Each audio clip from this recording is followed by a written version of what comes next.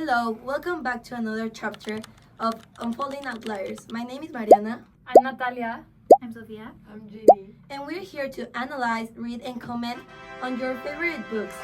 So today we are talking about Malcolm Gladwell, the book Outliers. It's one of the most iconic. He wrote it because it's how to achieve success, and explains many causes of success. Inside Outliers, actually, there is an example of a hockey player, which mentions that the most elite players of hockey are born in the first trimester of the year. This means January, February, and March. And this doesn't mean that they are more talented. This actually means that they have a certain advantage because the timing and how they started training maybe earlier. And this, even though it might be not a big difference from people born in the final trimester of the year, it's still important because it differences in what category you are in and all of that. Real success is not just about individual merit. It's also about all the opportunities and external factors that led you to take the opportunities you have. Like, for example, people born at the right time, at the right place, are more likely to receive more support or more training or better coaching. Yeah, they had the opportunity to dedicate the time that it was needed in order for them to succeed. And here I would like to add an example of my personal life. For example, I am a professional dancer, and I think that, well, I have had some success, but some of the key factors that made me successful in what I do is, first, I was born in March, so I was born in the first trimester. So you could say that from a very early age I developed these abilities that I just had them because I was more mature than others, maybe born at the same year as me, but in the later months of the year. And I also had the opportunity to have 10,000 hours or more or less of practice, me being born in March really helped, but also having the opportunity to practice 10,000 hours before reaching a pro level. I think that was also a key that made me reach that level, in order to compete at that level. So Okay, we're going to go with the second question, and let's have another paper.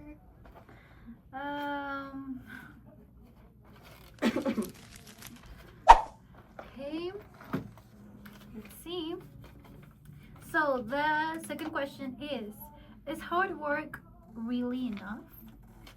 Not really. Well, for me, I think it's not really about working hard or having the most IQ, It's about, like I said, timing and opportunity and discipline, and it's not only hard work. Like in the Air Force chapter, the Korean chapter, they have this discipline because of the legacy culture, and I think it also applies in here in the hard work. It doesn't mean that you're going to be success. I think you could work really hard and not being a success, but also work smarter and be a successful, Yes. Also, another example I would like to add is Bill Gates. Many of us know him, obviously, and we maybe tend to think that he was just successful from one day to another. But the reality is that since he was born, he had a lot of perfectly chain of opportunities that aligned for him to reach the success that he has today. For example, he was a son to a wealthy family that obviously gave him the opportunity to be in a prestigious school. The school also casually had this time sharing computer terminal, which was something really new for that decade. And he started to have time to practice programming and all that stuff. He later took on some programming jobs also, and he had a lot of time invested in programming. And when the tech revolution wave arrived, he already had like more than 1,000 hours of practice, and that helped him to lead in this market. Yes. Yeah, and he also was like Well, at the and right obviously, place. yes, obviously he was like also intelligent, no? Like Yeah. he had the opportunity and he also invested time and had the talent. Yeah, for example, I would like to say that, I don't know, maybe you too, but I have always grown up listening to, like, work hard and you will succeed, right? But we can see in this book that that is not necessarily the only thing that matters, like hard work, you know. There are all like other factors that can favor success, you know. Like, for example, in the book, Gladwell talks about like Christopher Langan, that was like a very smart person with one of the highest IQs in the US. But he was, at the end of his professional career, he was not like that successful. Like, he did not stood up that much as he could have because of his high like IQ, you know. Yes. And Gladwell compares him to, for example, Robert Oppenheimer. What made him different was like this practical intelligence, you know, like that he developed because of the background that he had, or like the experiences or how he was raised. And Christopher did not have this, no, like his mother could not even speak up to defend or to do a transaction in his university, you know, like she could not like speak up to authority. So of course his son kind of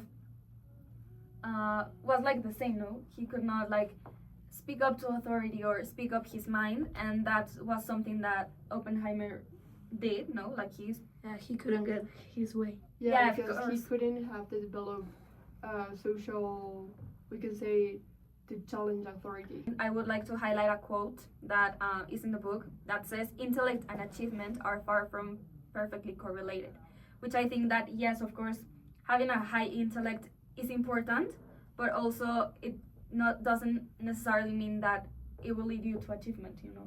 Yes.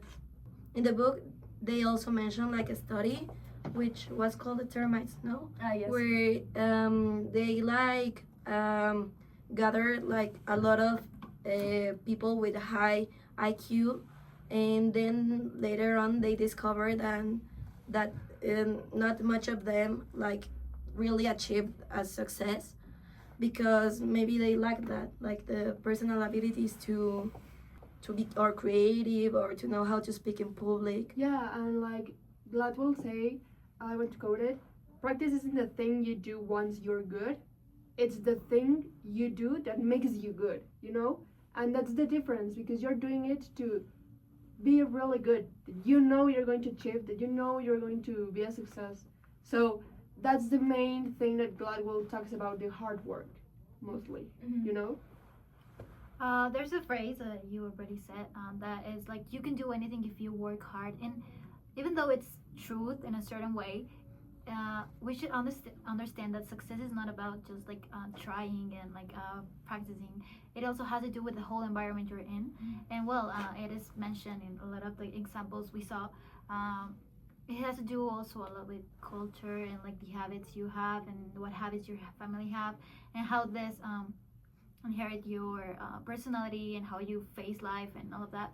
So even though effort is a key for success, the environment you're surrounded by, it's always like very important in order to create your success or your definition of success also. Yeah, I agree. So the next question is, how does culture shape success? Okay. Culture shapes success, as Gladwell says in his book. Like, he really says, like, it's not enough working hard, you know. Like, there are also, like, factors that make you succeed, such as, like, your background, your beliefs, and how you were raised, you know. For example, I remember that Gladwell talks about, like, the culture of honor, which is, like, culture that comes from very ancient times, like from Scottish, Irish, like Vikings almost, you know. And he explains that where you come from really matters. Like what you grew up seeing and watching like really builds like who you are and how you see the world, no, and like those traditions really like shape how you think and how you react, and that's how I also think that culture builds success because of those things. Like your cultural legacy has like a very high impact, more than maybe we could think.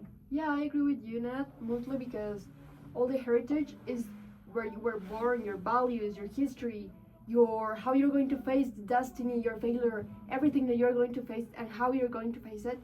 That's the way that your community, your family heritage you, how you are going to achieve that success, how you're going, in that path of life. And for me, mostly a really good example is horseback riding. I do horse jumping. It's my passion. I was born in that community because my mother is a national champion. Thank you. I forgot that word. So I have lived with horses all my life, and that's something I am passionate about, and I love it. But also like your mom like taught you like discipline and also like the love for horses, so like you carried that, and that is like a key factor for your success, I imagine. Yeah, and that's how I value the world and the vision, That's so important. Totally. Okay, even though sometimes it could be an advantage, like a cultural advantage, we have cases where our own culture is a disadvantage for us and can even create a help or hinder us in any way. And for this, we have the example of the Korean Airlines. We saw that the problem was not that they were not good pilots. The problem was that they didn't have enough communication, and this was like a big problem that comes from even like education in the whole country, and like cultural education. And even though it might sound like communication maybe not be that much important, it created technological problems. Yeah, right? technological problems, like in general. They put the people in danger, like people were in danger, and there is like the big dilemma. And that doesn't mean we're judging a culture. That means that we need to understand that not everything that we see or that we like absorb from our environment is going to be good, and we need to learn that bad things can also create bad habits, and that habits are implemented into how we want to achieve success, or what our path or the way we want to achieve success. So I would just say you need to make good choices about what to absorb, what not to absorb, and well, it's not like everything you learn from other people is going to be also your knowledge. And you cannot like avoid like where you come from or your culture, but you can choose to follow it. Yeah, you can choose. And also, like in the Korean air problems, they have high power distance with the authority, and that was actually a lot of communities have that. We don't challenge our superiors because we think they know everything, and because we don't want to have the choice, we can make like this, the last choice, the last word, we give it to them. So I think it's also a problem, a social problem.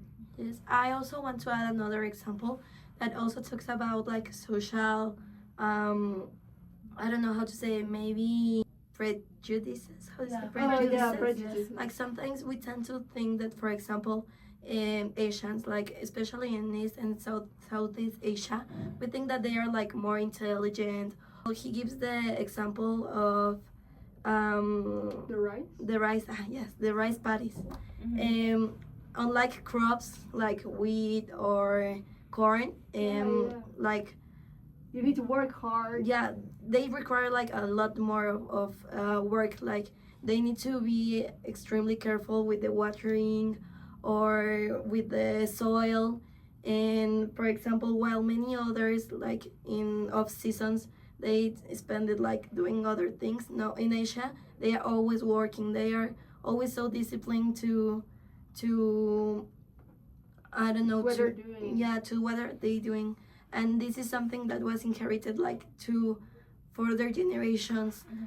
Asian people, they are not like more intelligent. They are just more disciplined, and they, for example, in a study, it shows that they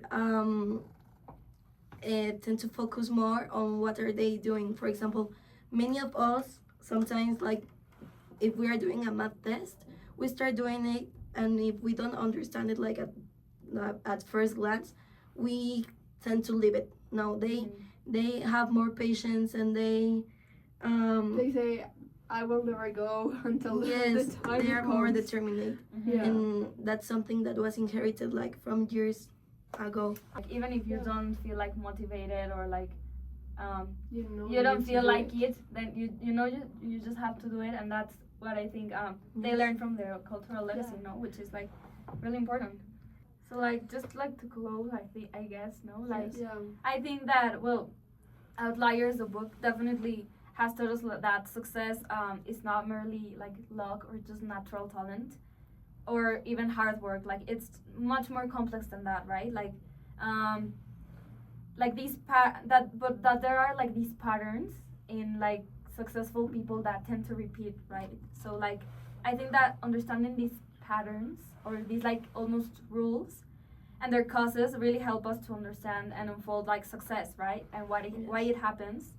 Like for example, understanding the 10,000 hour rule or cultural legacy or the threshold effect, accumulative advantages, right? Like many other factors that are really like key to success and help us like understand success itself.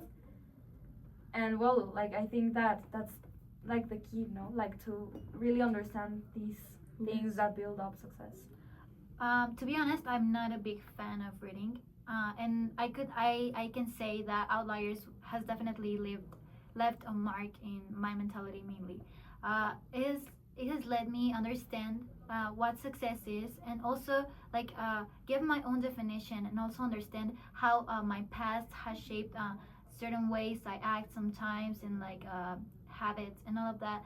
So I think it's a really rich book. I would definitely recommend it. It's not difficult to read. I feel like it's really easy to read it. It has a lot of examples that also helps you create like a different perception based on real examples and the truth, and not just about ourselves and like learning about or analyzing our lives, but also analyzing other people's lives, and understanding how those little things that shape their success can also be part of our lives, and we don't even notice sometimes. So I don't know, the hidden advantages and all of that. And something that I would like to highlight, it's not part of the chapters, but Gladwell told a story about his mom, and I think even it's cute, but at the same time how she moved from different country to another, and she started from zero, but had certain advantages that help her succeed and have not just an impact in her life, but also in her descendants' life.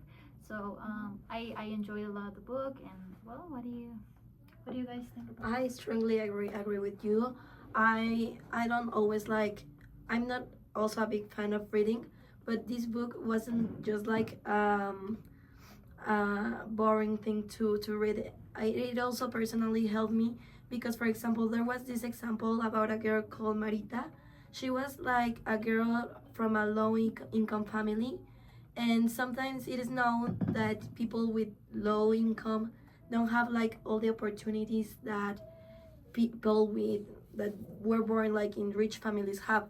If girls like her that don't have like a lot of opportunities can make it, I can also do it. Like I should like turn those opportunities into a path to success, right? And I think also a success is not only created alone, it's also by invisible forces, your family support, everything that is around you that you probably don't know that you have the power that is going to help you to make the best choices that you have in life is going to apply to you.